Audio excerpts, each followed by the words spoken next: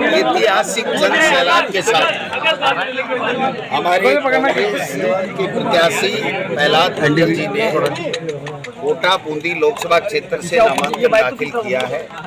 तमाम कांग्रेस पार्टी के नेता कार्यकर्ता जोश के साथ, बड़े उल्लास के साथ, बड़े उत्साह के साथ में हमने नामांकन दाखिल कराया है और हमने संकल्प लिया है कि जिनकी कलम से हमारे नेता राहुल गांधी जी का सदस्यता लोकसभा से निरस्त की गई, जिनकी कलम से 150 हमारे चुने हुए सांसदों को बाहर निकाल करके गुपचुप में कानून पारित कराए गए, जिन लोगों ने 10 साल तक विकास की बात नहीं करके केवल और केवल तानाशाही की बातें करी, संवैधानिक संस्थाओं का दुरुपयोग किया, संविधान को तोड़ने की बातें की, आरक्षण खत्म करने की बातें की, नेताओं को क्रेज करने का काम किया, प्रताड़ित करने का काम किया और जो हमारी सरकार ने 5 साल में अच्छी योजनाएं, जो जनहित की योजनाएं थी, उनको अब 4 महीने से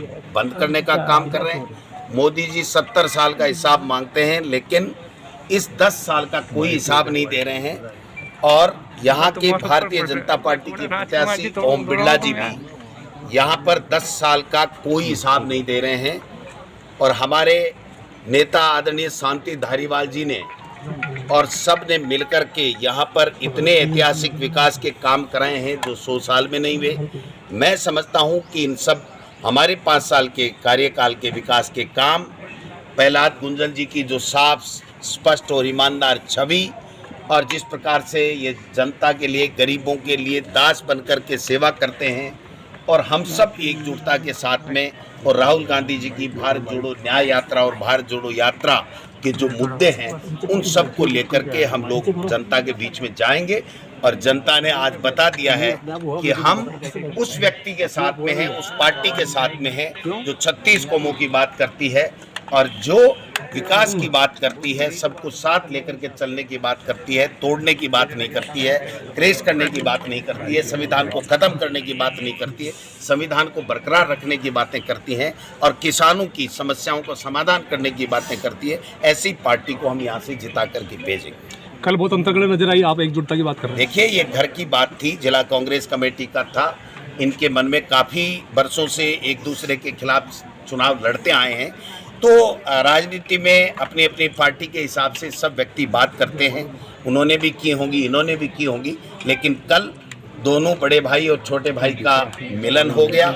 हम सब आज साथ हैं और साथ मिलकर के चुनाव लड़ेंगे। और बहुत बड़ी बात शांति धारीवाल जी ने आज कही है कि जो कांग्रेस को प्यार करता है, कांग्रेस को चाहता है, वो कोई गद्दार नहीं बने। हम सब मिलकर के प्रहलाद गुंजल जी को चुनाव जिताएं, तो मैं समझता हूँ इसके बाद में कोई बात शेष नहीं रहती है। हम सब एकजुटता के साथ में एक साथ एक मन से चुनाव लड़ेंगे और ये सीट कांग्रेस जीतेगी। अनुशासन समिति तो होगी ना, कांग्रेस में नहीं है। 25 सितंबर 2022 में घटना हुई, धारीवाल जी ने आलाकमान का फैसले का विरोध किया, कल फिर उन्होंने उसी फैसले का विरोध किया जो आलाकमान ने किया। आपका पूछने का अधिकार है, मैं जवाब दूंगा। छोड़ो कल की बातें, वो सब बातें पुरानी हो चुकी है। नई इबारत लिखेंगे, नया इतिहास लिखेंगे।